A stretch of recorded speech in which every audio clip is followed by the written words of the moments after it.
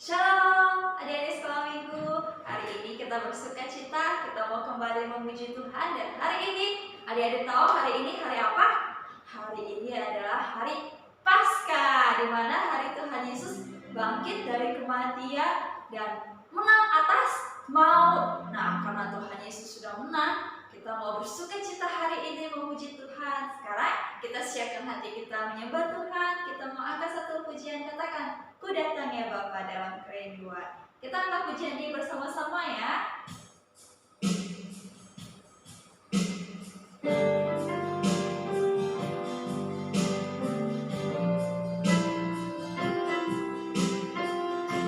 Katakan, "Ku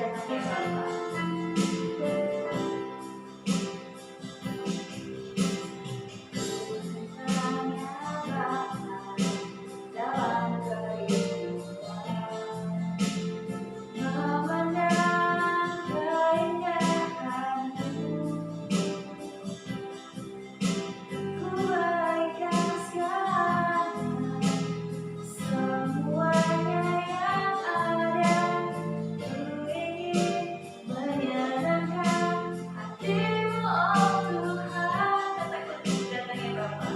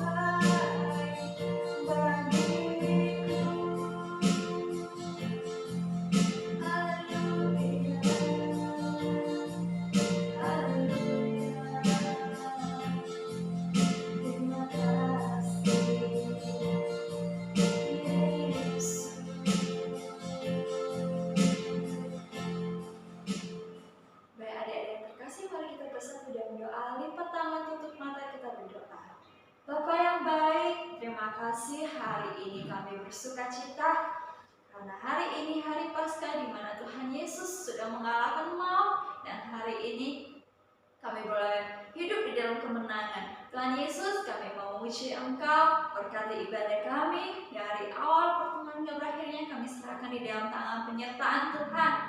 Kami bersuka cita, kami akan siap mendengarkan firman Tuhan. Terima kasih Bapak. Kami mulai ibadah ini di dalam nama Tuhan Yesus. Kami berdoa dan mengucap syukur. Haleluya. Amin. Nah adik-adik, sekarang kakak undang untuk semuanya kita berdiri. Kita mau sama-sama memuji Tuhan. Kita mau rayakan kemenangan Tuhan kita. Kita angkat satu pujian. Haleluya, puji Tuhan.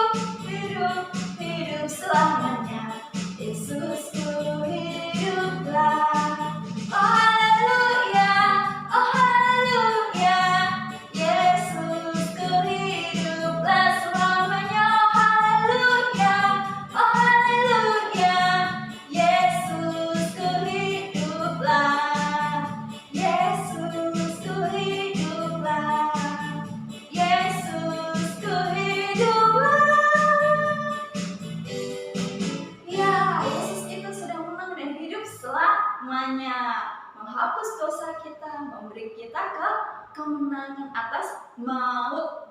Nah, adik-adik, sekarang kita mau siapkan hati kita mendengarkan firman Tuhan. Kita mau renungkan firman Tuhan. Mari kita angkat satu pujian, katakan, Yesus sahabatku, Dia mati bagiku.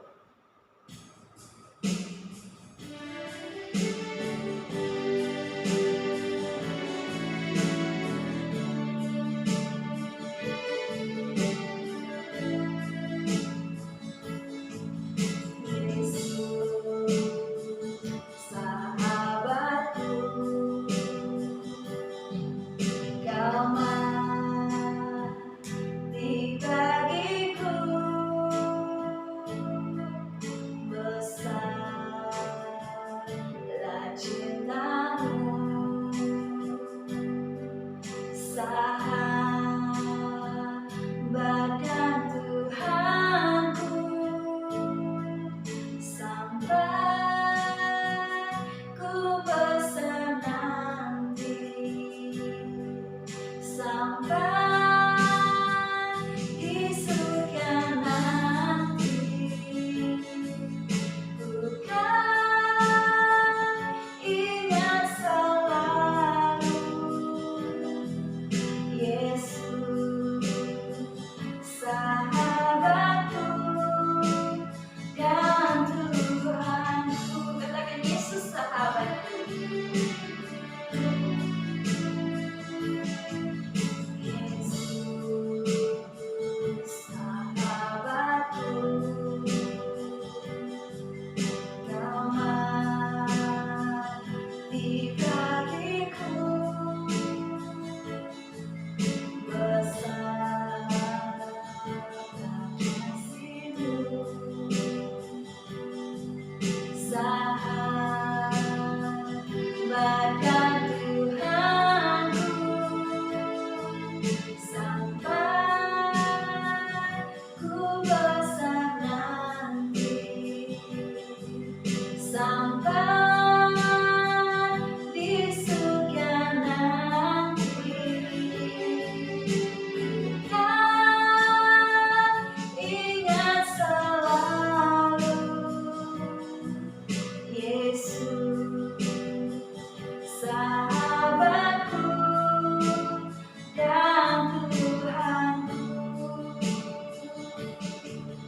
Yesus, sahabatku dan Tuhanku. Yesus, sahabatku dan Tuhanku.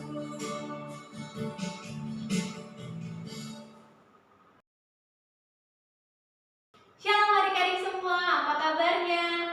Nah, hari ini Kak Christine bersuka cita karena boleh berjumpa dengan adik-adik semua. Nah, sekarang waktunya kita dengar firman Tuhan ya. Sebelum dengar firman Tuhan, mari kita berdoa terlebih dahulu. Tuhan Yesus, terima kasih untuk hari ini kami boleh bersama-sama untuk mendengarkan firman Tuhan. Roh Kudus-Mu tolong kami untuk mengerti kebenaran firman Tuhan yang akan kami dengarkan pada hari ini.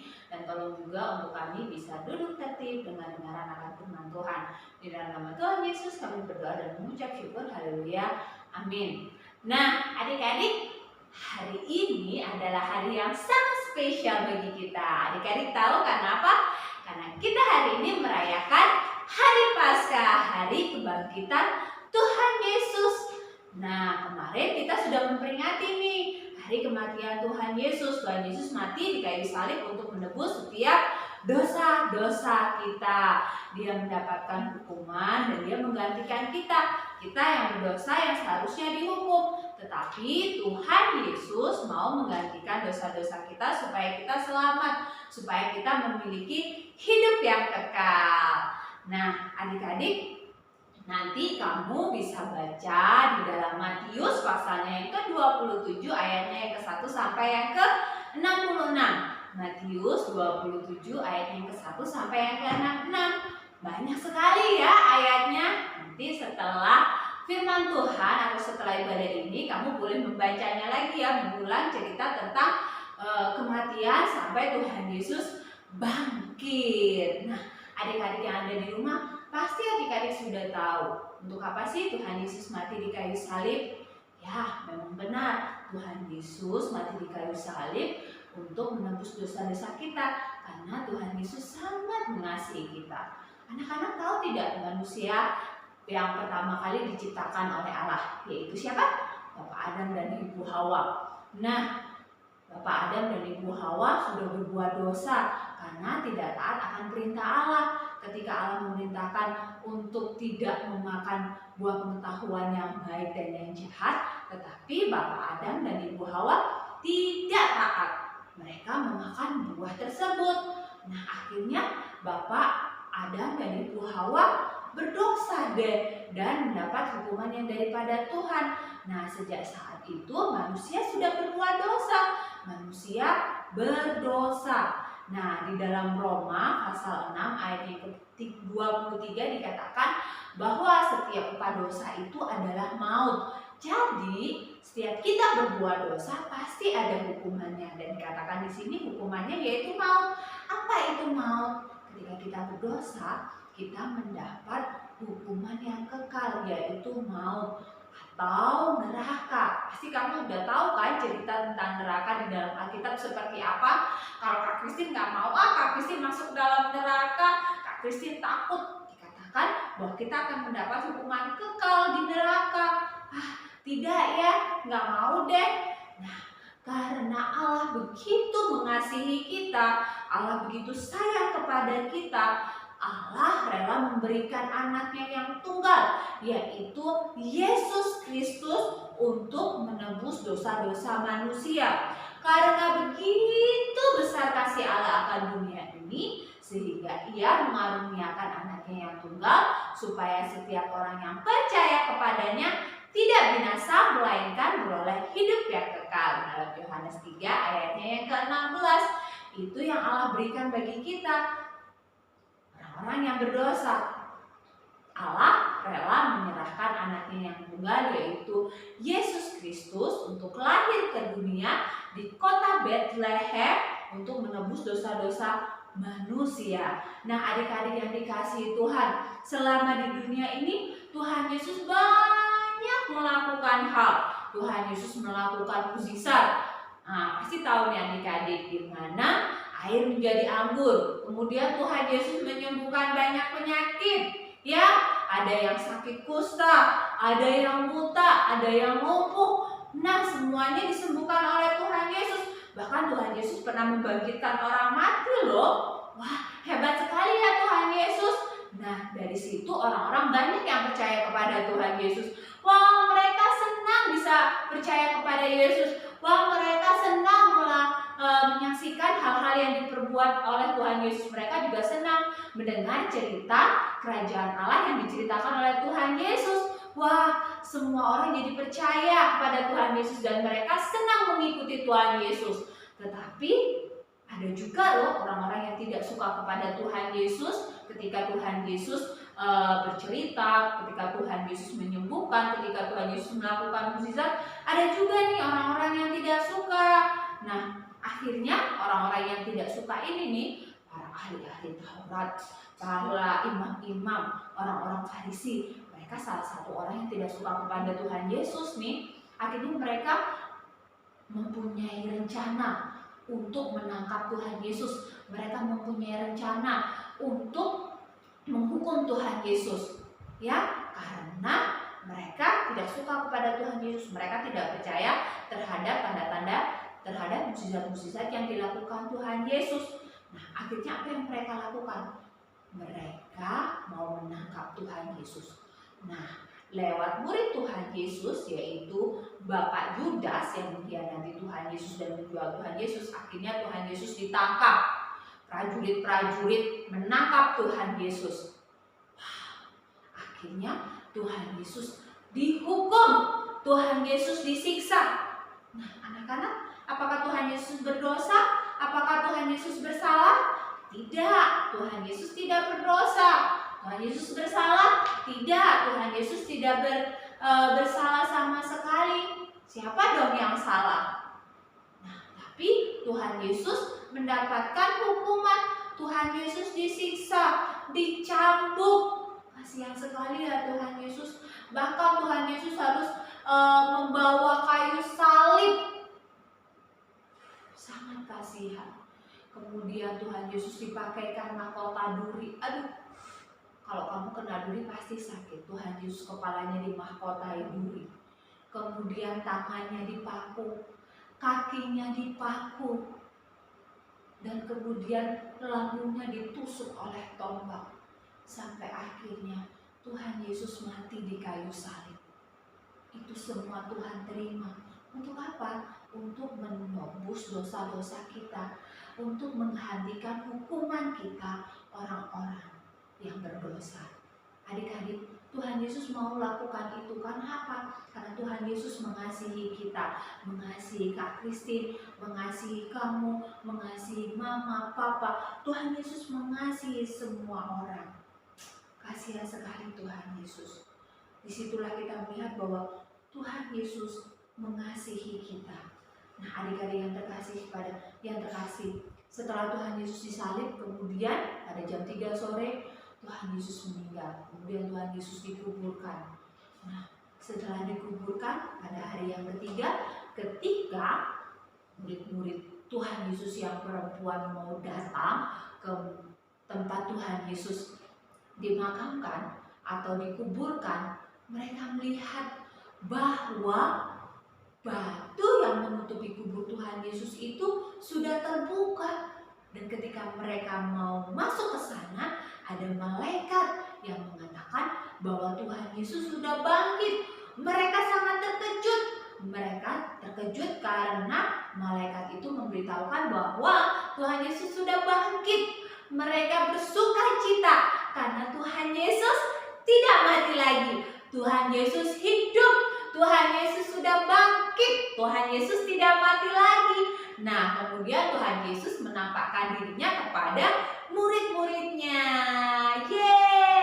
Yang tadinya murid-muridnya merasa sedih, orang-orang yang percaya kepada Tuhan Yesus merasa sedih karena Tuhan Yesus mati. Mereka beranggapan bahwa Tuhan Yesus sudah mati. Mereka tidak bisa bertemu lagi dengan Tuhan Yesus. Tetapi pada hari yang ketiga, Tuhan Yesus bangkit. Dan mereka bisa melihat Tuhan Yesus lagi. Tuhan Yesus hidup. Mereka bersuka cita karena Tuhan Yesus hidup kembali. Wah, luar biasa ya Tuhan Yesus kita.